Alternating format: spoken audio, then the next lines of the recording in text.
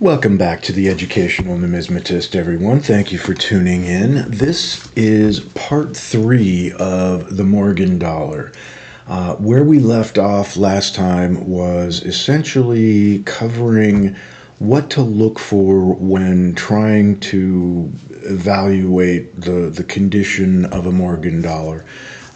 Just as a brief refresher, we talked about the wear points on the obverse, the highest point on the coin where it can receive wear being right here above the ear, and also on the cheek, as well as the breast feathers on the reverse and the talons on the little spears or arrows and branch that the eagle is grasping.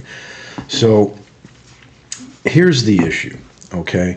You have gotten a pretty good indication of what you're looking for.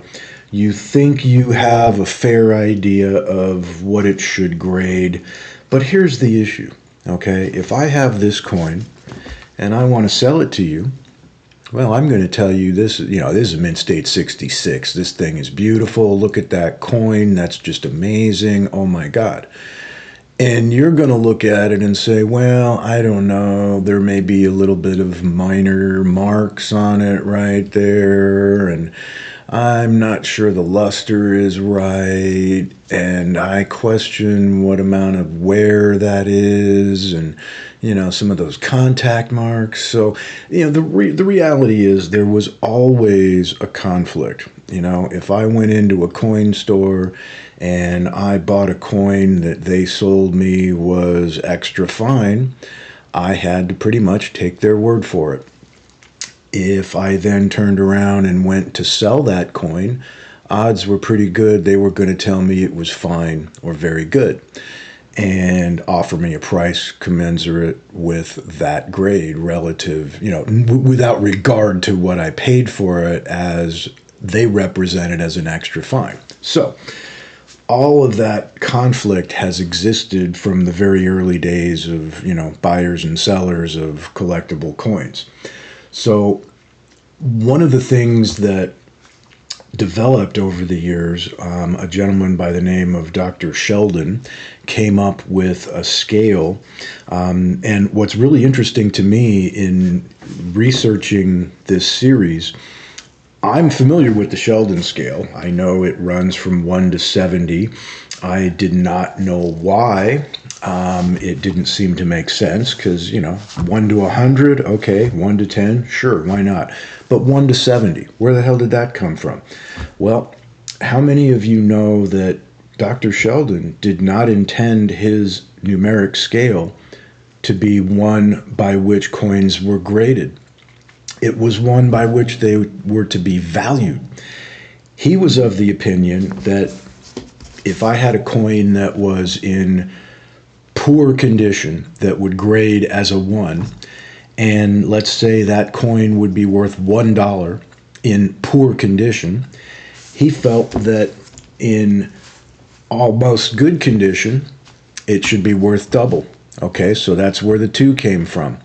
And if it was in good condition, it should be worth 4 times or double that. So that's where 4 came from. By the time you got to the top level of Mint State coins, he considered those to be worth 70 times that base unit coin graded as a poor 1. So the Mint State 70 was never intended to be a grading scale. It was intended to be a way to value your coins. Now, it has absolutely no bearing on what we do today. Today, it is absolutely used as a grading standard. And the transition kind of began in the mid-70s with the American Numismatic Association, the ANA. They introduced their first round of grading standards for U.S. coins.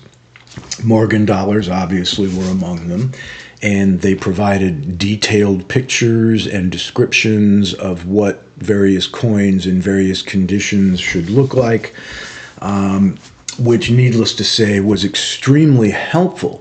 But the problem is, when you're dealing with a written word description, and you are still dealing with something very, very subjective. What would you grade this coin? Well, I can tell you one thing, you can tell me two others, you can point to a bunch of stuff you like, I can point to a bunch of stuff I don't like. How do you come to that agreement? Well, again, ANA came to the rescue. In the 50s and 60s, there was a raft of counterfeit gold coins being produced for jewelry and other purposes, as well as a heightened awareness of certain specialties and varieties of coins like double mint marks, overdates, microdates, etc. People began counterfeiting and adding, introducing an extra mint mark, or adding a mint mark that didn't used to be there. So the ANA came up with their certification service, or the ANACS, which was the very first grading service on a professional basis. And they did not at that point encapsulate coins. PCGS and NGC came in I believe 76 and 77 respectively. PCGS was among the first to hire professional graders and utilize the ANA certification services. Actually, I take it back. Let me step back a little bit. ANA did something very interesting. When they first began certifying coins, they made an arrangement with the National Archives and the Smithsonian. They had access to the American numismatic collection, where some of the best known specimens of every coin are housed, and coins of other various grades as well. So in the early days, the ANA had our national collection to compare against and grade coins against. So again, that was a very helpful thing, but it wasn't until PCGS came along and said, okay, we're going to utilize those grading standards. We're going to hire a bunch of professional people, and we're going to grade these coins. And we're going to go a step further. We're going to label the coin. We're going to signify a grade. We're going to provide some identifiers for that series that is the topic for a different video, and we're going to provide a serial number so that for all of history, this coin can be tracked. And more importantly, it gave peace of mind to buyers and sellers. You could both agree that this coin is a mint state 65. You could all agree that this coin is a mint state 63. Why? Well, because it has been certified and graded by a professional, objective grading service. PCGS, NGC, CAC, they don't own the coins. They don't derive any measurable benefit from grading a coin at a given level. Now, with the caveat that if it's an expensive coin and it grades higher, they do earn a higher fee for grading, but they're not participating in the value of the coin otherwise. So, as an objective third party, I can turn to them and say, what do you grade this coin as? And when they come back with a mint state 65, I can then literally turn around, put that coin online, sight unseen.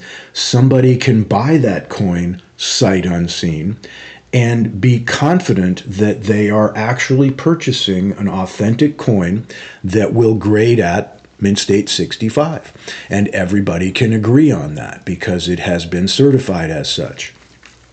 Just as importantly, if not more importantly, they began to encapsulate their coins. This happens to be a very early generation 1.2 holder. It is very different from the current PCGS holders. In fact, on the old coin holder, they don't even identify PCGS. It isn't except on the back that they do that. They do that prominently, obviously, nowadays. But what PCGS did was revolutionary because it protects the coin. It preserves it in archival form. It is not subject to being, banged against other coins, damage, drop, whatever. It is encapsulated in a hard plastic case, protected from the elements, protected from mistakes, droppage, etc. Over the years, they have gotten much better with their encapsulation.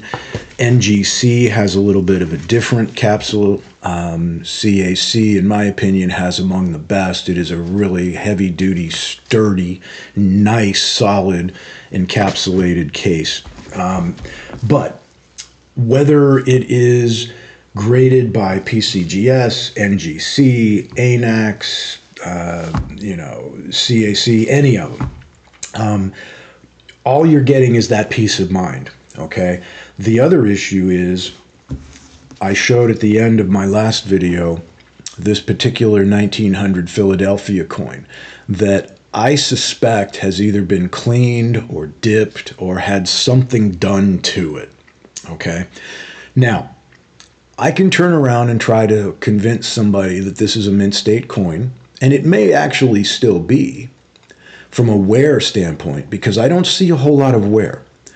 But from a mint luster and a just general appearance standpoint, this coin just does not quite look right to me. So how do you find out if you're right? Well, again, you submit it to one of the professional grading services, and what will happen is it will either come back as legitimate, graded, even a coin that has toning like this. Toning is not indicative of wear. Toning does not detract from a grade.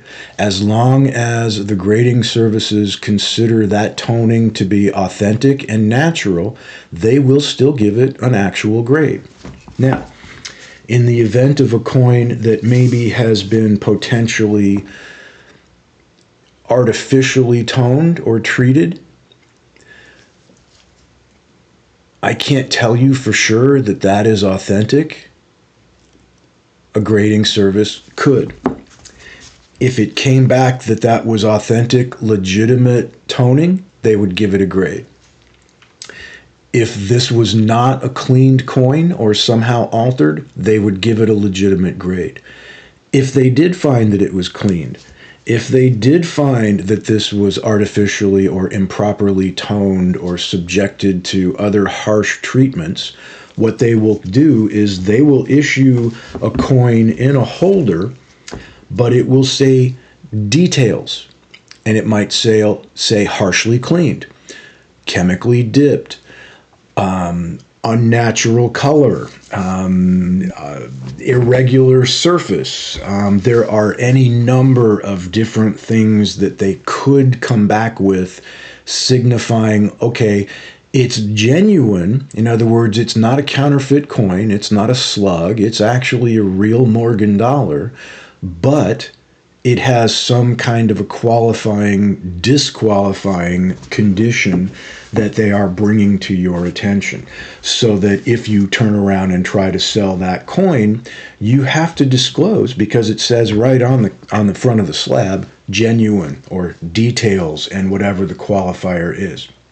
So that is the other level or layer of protection that the grading companies provide to you when purchasing a coin that has already been graded. So the issue is, do you buy a raw coin or do you buy a graded coin? Well, there are advantages to both.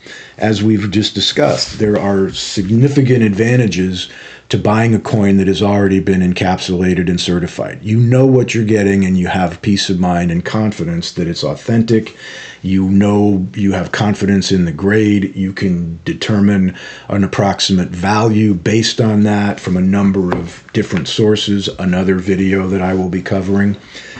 If it is not legitimate, then it is going to sell for a discount. That's just the reality. I mean, if I can buy an 1881S Morgan dollar in a mint state 65 that is a beautiful mint state coin, compared to one that might come back, 1881S genuine details, cleaned, well, okay, that's not as valuable. And the reason for that is most collectors, most investors, they're not really looking to purchase or collect coins that have been cleaned or altered, which again leads me to never, ever, ever, ever clean a coin. No matter what the manufacturer of the product tells you, no matter how safe they claim it is for your coins, don't ever, ever clean a coin. You run the risk of doing serious damage, and the reality is if you ever do submit that coin for grading, the grading services can tell. They understand what happens to a coin when you do stupid things to it, and they will hurt you on the grade. So, the next video is going to be, all right, I have raw coins. I would like to submit them for grading. How do I go about determining whether or not it's even worth my while? Well, you'll have to tune in to part 4 of the Morgan Dollar in a continuing series. Again, if you would be so kind as to subscribe to the channel, it would help me tremendously and I would greatly appreciate it. But for now, that's it for me, Adam's Rare Coins, and I am the Educational Numismatist. Thank you for tuning in, and wait for the next one.